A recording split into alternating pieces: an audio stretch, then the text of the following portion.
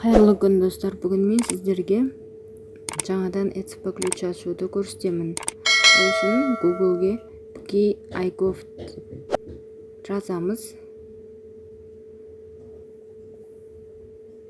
Национальный удостоверяющий центр Республики Казахстан деген сайт ашылады. Осының төмен жаққа қарай түсірсеңіз, получение ключей ECP удаленно деген екіншісіне барамыз. Төмен жағында физлицо дегенге барамыз. Подайте заявку бөлімін басамыз. Осы жерде подтвердить етіп енгіземіз.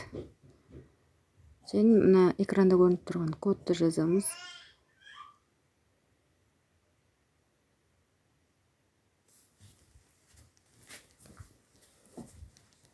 Және өзіңіздің керекті адамның ЖСН-ін жазамыз.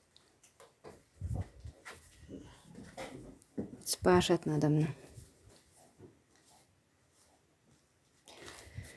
ЖСН-ді тексеру деген кезде аты жөні толық дұрыс болып шығу керек.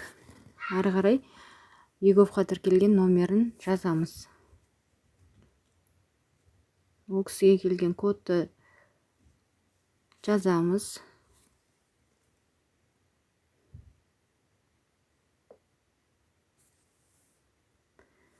Және телефонда сканерт етіп, ссылкасын жіберіп онлайн алатын болсаңыз, осылай QR кодтан видео проверкадан өтеді. Егер ашатын адам жаныңызда тұрса, камераға доступ беріп, өзіңіз ноутбуктен ақ ашып, видео проверкадан өтуіңізге болады.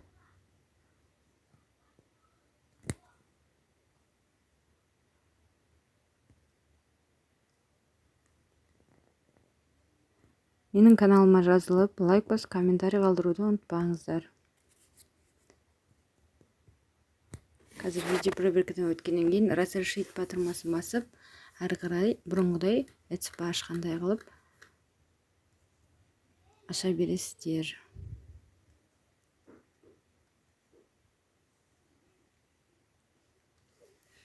Разрешить. Это подтверждение жасаймыз. Енгізу батырмасын басып, адамның аты жөні толық шығады. Және қай жерде сақтау керек. Папканы алдын ала ашып дайындап қоясыз. Керекті папкаңызды таңдап, ECP ключ сақтайтын жерді таңдап аламыз. Выбор файлы. Енгізу. Енді паролін енгіземіз. Жаңарту батырмасын басамыз.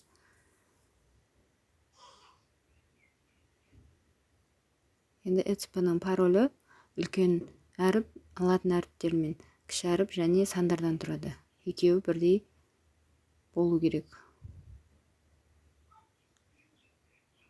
Құптау батырмасын басамыз. Болды, сертификатыңыз сәтті орнатылды дейді. Лайк бас, комментарий қалдыруды ұмытпаңыздар.